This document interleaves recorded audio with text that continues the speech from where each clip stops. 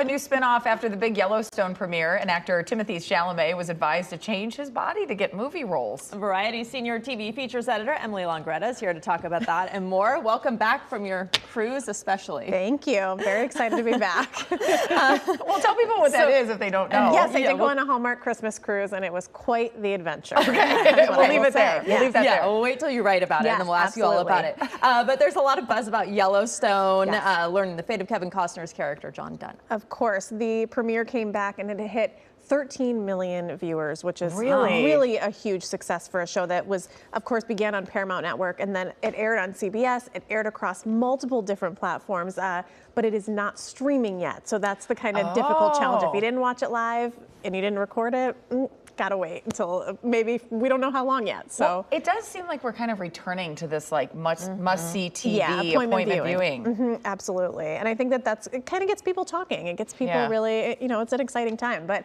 I think a lot of people are wondering what's next, because this is the last season. But there's been talks about many different possible, maybe a Rip spinoff. Now the latest is Casey and Monica. I mean, no one really knows yet what's going on, but all the actors have said they are very into whatever they want to do to continue it. Well, that's great. All right, Timothée Chalamet was told that he did not have the right body for some of his biggest movie roles. What is this about? So he opened up and said that he had been auditioning for movies like Divergent and Maze Runner and things like that. And when he was going out, he was told by his agent, you know, you're too small and you need to put on weight. Which God, I wish someone would tell me that.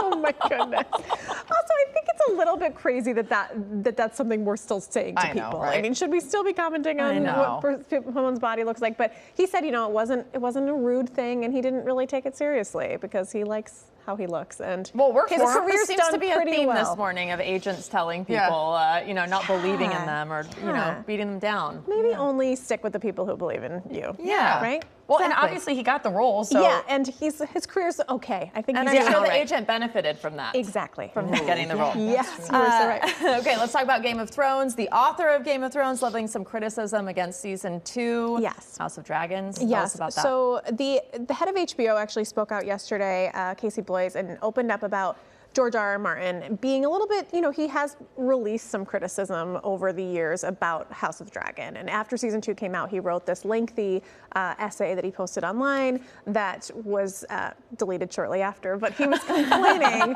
He was complaining a bit about some of the changes that the showrunner made. Of course, this happens a lot with adaptations, right? I mean, how you write a book versus how you see it on screen is not always the same.